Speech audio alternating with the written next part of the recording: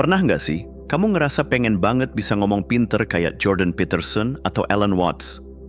Kamu dengar mereka bicara, terus mikir, wow, kok bisa ya mereka ngomong kayak gitu, kalimatnya nyambung semua, penuh makna, dan bikin mikir berhari-hari? Sementara kamu, baru mau mulai ngomong aja, udah bingung sendiri. Keinginan buat jadi pemikir orisinil itu sebenarnya wajar banget. Semua orang kayaknya pengen punya suara sendiri. Yang pas ngomong, orang langsung dengerin, mikir, dan bilang, ini beda. Tapi ya ngomong sih gampang. Begitu kamu duduk mau nulis atau ngomong, pikiran kayak macet di tengah jalan. Padahal udah baca buku tebel-tebel, dengerin podcast motivasi, nonton video filsafat sampai tengah malam. Tapi giliran mau nyusun pikiran sendiri, otak malah kayak 404 not found. Frustrasinya nyata banget. Dan anehnya, makin banyak kamu belajar, kadang malah makin ngerasa nggak cukup pinter. Kayak ada suara kecil di kepala yang bilang, siapa kamu, mau ngomong apa, nggak ada yang bakal dengerin. Pikiran negatif ini kayak tamu nggak diundang yang betah banget nongkrong di kepala. Tapi tahu nggak, justru keinginan kamu buat berpikir orisinil, buat bisa ngomong atau nulis ide dengan jelas, itu langkah awal yang penting banget.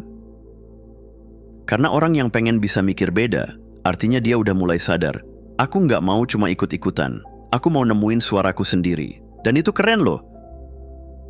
Memang, tantangan terbesar adalah berani mulai.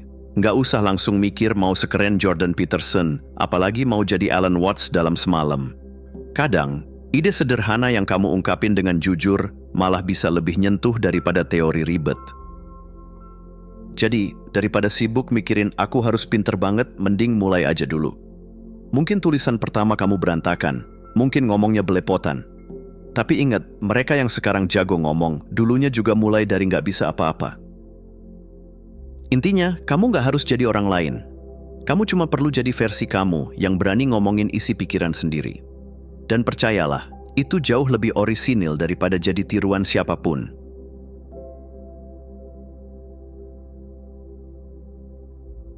Nah, setelah kamu sadar pengen jadi pemikir orisinil, ada satu hal yang sering jadi biang kerok. Kenapa susah banget mikir jernih dan beda, yaitu pendidikan. Iya, kamu nggak salah dengar. Dari kecil, kita tuh diajarin buat hafalin jawaban, bukan nyari jawaban sendiri. Coba inget deh, waktu sekolah, berapa kali kamu ditanya, menurut kamu gimana, dibanding apa jawaban yang ada di buku? Padahal, dunia nyata itu nggak cuma soal ngapalin rumus atau jawaban ABC. Dunia nyata butuh orang yang bisa mikir, gimana ya caranya nyelesain ini? Tapi sayangnya, sekolah sering banget fokus ke yang penting, nilai bagus, bukan cara mikirnya. Masalahnya, karena kebiasaan disuapin jawaban, lama-lama otak jadi kayak males mikir sendiri. Kayak mesin yang cuma bisa nyetel lagu yang udah ada, gak bisa bikin lagu baru. Akhirnya, pas kamu pengen nulis atau ngomong ide sendiri, malah bingung mulai dari mana. Dan satu lagi, di sekolah juga jarang banget diajarin struktur berpikir. Maksudnya, gimana sih nyusun ide biar nyambung, biar orang ngerti. Yang ada malah diajarin format kaku, kayak pendahuluan isi penutup, yang kadang malah bikin ide kamu jadi kayak robot, hidup segan, mati tak mau. Padahal, biar bisa jadi pemikir orisinil, kamu harus ngerti cara ngebentuk opini sendiri. Nggak cuma kata buku ini, tapi menurutku begini, karena aku lihat dari sisi ini. Nah, ini yang jarang banget diajarin. Jadi wajar aja sih, kalau sekarang kamu ngerasa susah ngomongin ide kamu sendiri. Karena dari awal nggak dikasih ruang buat mikir kritis. Tapi kabar baiknya, kebiasaan mikir mandiri itu bisa banget dilatih. Anggap aja otak kamu kayak otot, yang selama ini cuma dipakai buat angkat hafalan, tapi mulai sekarang mau diajak angkat pemikiran berat. Berat? Iya, tapi makin dilatih, makin kuat. Jadi, jangan nyalahin diri sendiri kalau ngerasa kaku mikir. Mungkin ini saatnya kamu sekolah ulang, tapi kali ini di sekolah kehidupan, tempat kamu belajar mikir, bukan cuma ngikutin.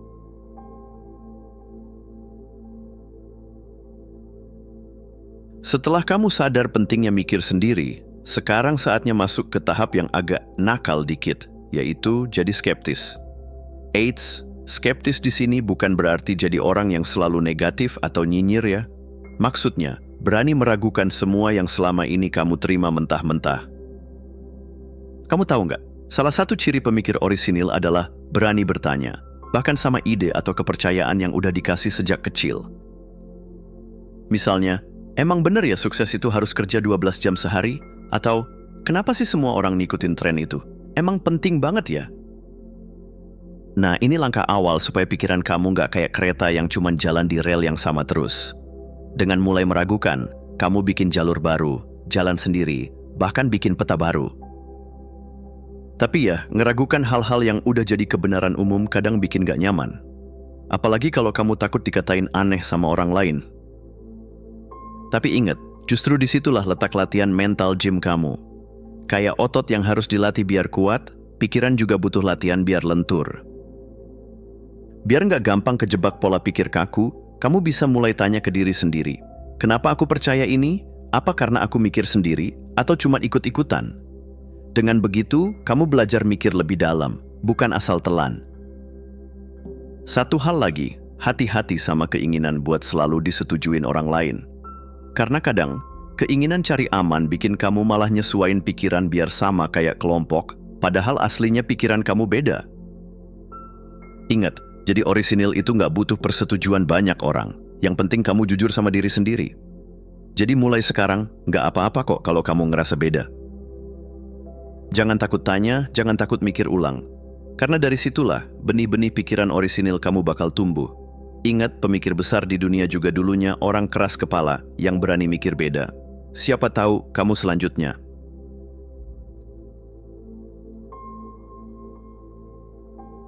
Sekarang kita ngomongin soal originalitas. Nah, banyak orang mikir, jadi pemikir orisinil itu harus nemuin ide yang belum pernah ada di dunia. Padahal, jujur aja, hampir semua ide yang kamu pikir baru sebenarnya pernah dipikirin orang lain juga. Tapi tenang, itu nggak bikin kamu gagal jadi orisinil kok. Karena gini, originalitas itu seringkali soal cara kamu nyampein ide, bukan soal ide mentahnya. Misalnya, ide tentang hidup bahagia udah ada sejak zaman Socrates. Tapi, kalau kamu ceritain pakai gaya, bahasa, dan pengalaman kamu sendiri, orang bakal ngerasa itu baru. Makanya, kadang yang bikin ide jadi keren tuh, siapa yang ngomong dan bagaimana dia ngomong. Contohnya, kalau Alan Watts atau Jordan Peterson ngomong, kita langsung, wah, dalam banget. Padahal ide dasarnya mungkin simple. Karena apa? Karena cara mereka ngebungkus idenya itu yang unik. Dan jangan lupa, identitas kamu juga ngaruh. Siapa kamu, pengalaman kamu, cara kamu lihat dunia, itu semua bikin ide yang sama bisa terasa beda di mata orang. Kamu punya bumbu rahasia sendiri yang gak dimiliki orang lain. Makanya penting banget bangun hubungan sama pembaca atau pendengar kamu. Lewat tulisan atau omongan yang konsisten, mereka bakal ngerti gaya kamu. Dan disitulah, ide kamu jadi terasa punya ciri khas. Jadi, daripada sibuk mikirin gimana caranya nemuin ide yang belum pernah ada, mending fokus ke gimana caranya jadi diri sendiri saat ngomongin ide itu. Karena pada akhirnya, orang suka sama ide yang relate dan jujur, bukan yang pura-pura baru tapi malah niru-niru. Ingat, originalitas itu bukan soal jadi alien dari planet ide, tapi soal jadi kamu yang unik. Dan percayalah, versi kamu yang jujur, itu udah cukup orisinil.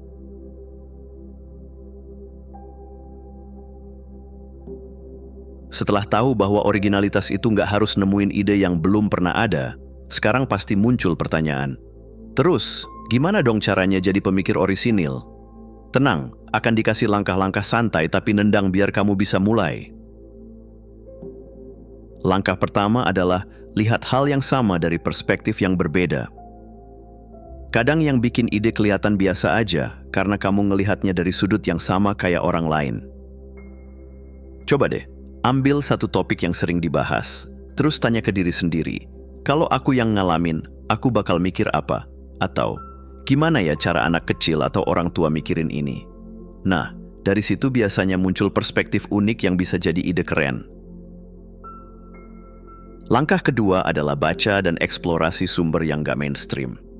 Jujur aja, kalau kamu cuma baca atau nonton yang lagi viral doang, ya pikiran kamu bakal mirip kayak mayoritas orang. Mulai deh cari buku, artikel, video yang gak banyak orang tahu. Kadang ide paling wah malah nyelip di tempat yang gak populer. Siapa tahu kamu nemu permata tersembunyi. Langkah ketiga adalah hubungkan ide dari ilmu yang berbeda.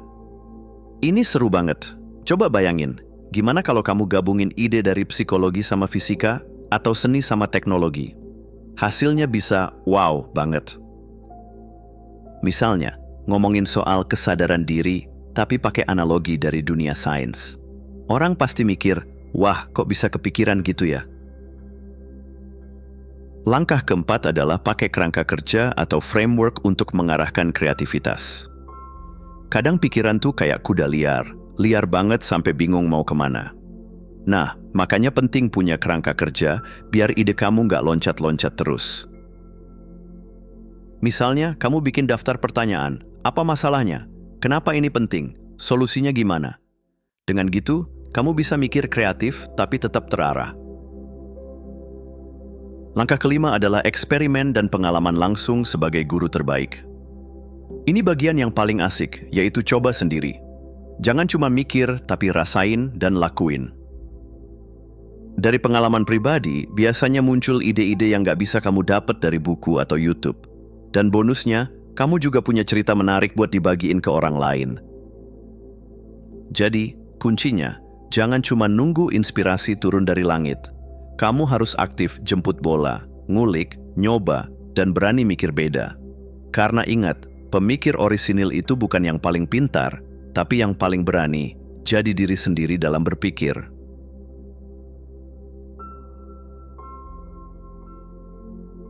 Oke, sekarang masuk ke bagian seru, eksperimen dan pengalaman.